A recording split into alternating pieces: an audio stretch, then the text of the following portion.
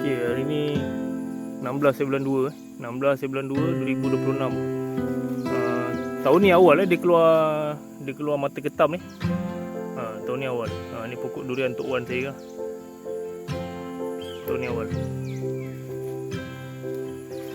Macam ni lah rupa dia. Bukan semua ni akan jadi buah. Ui, banyak.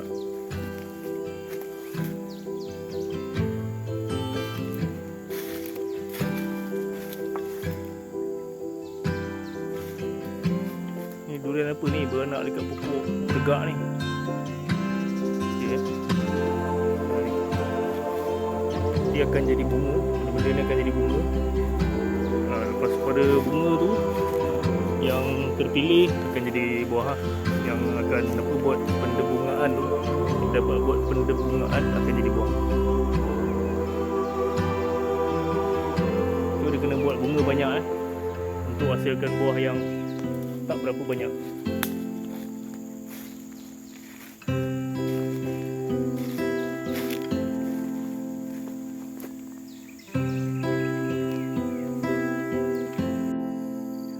Okay, untuk kali ni pokok yang tak keluar buah hari tu musim kecil, kali ni dia dah keluar banyak bunga, banyak calon bunga mata ketam tu. Okay, dua pokok ni tak keluar buah. Dua pokok ni, satu, dua, dia tak keluar buah masa bulan 12 itu. Tapi yang untuk musim bulan 7 ni dia keluar banyak bunga. Bukan bunga lah, apa tu, calon bunga.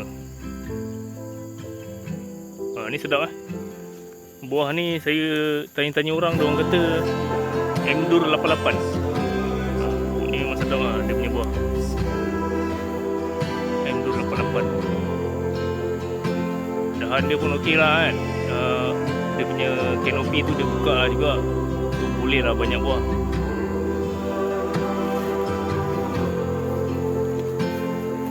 Belakang rumah belakang rumah Tok Wan.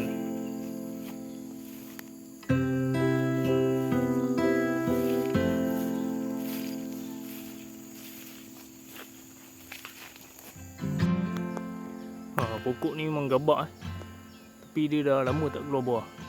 Itu dah baja pun dia tak keluar buah lagi. Okay, kali ni letak baja lagi. Dah letak dah baja 8820. Harapnya dia keluar buah. Tak tahu rasa dia macam mana. Ni banyak dia punya mata ketam keluar ni. Memang banyak. Tu kan, tengok atas tu banyak. Ui, penuh ni kalau jadi buah ni. Ui yo, makan tak habis tu. Memang banyak.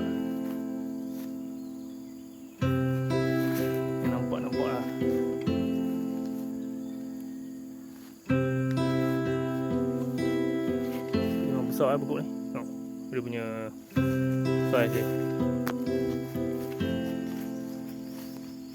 Ni pokok ni atas 30 tahun. Dia punya dahan pun cantik juga dahan dia. Ni mesti zaman dia kanak-kanak dulu kan. Monyet tak sempat nak kacau dia. Tu yang dapat dahan macam ni. Kalau yang monyet kacau, tu monyet kacau. Jadi straight tegak, lepas tu sampai atas baru keluar dia punya daun, dia punya dahan. Itu semua monyet kacau sebenarnya. Tu. Jadi apa kan pokoknya tu? Tu. Tegak.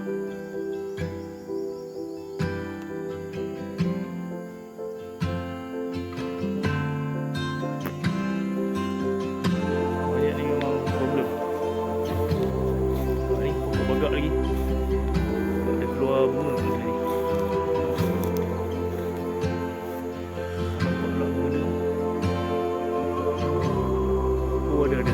Ui, banyak. Ke atas tu banyak. Banyak. Ni pun jarang juga keluar buah dia. Itu tak keluar buah. Dah 3 musim dia tak keluar buah.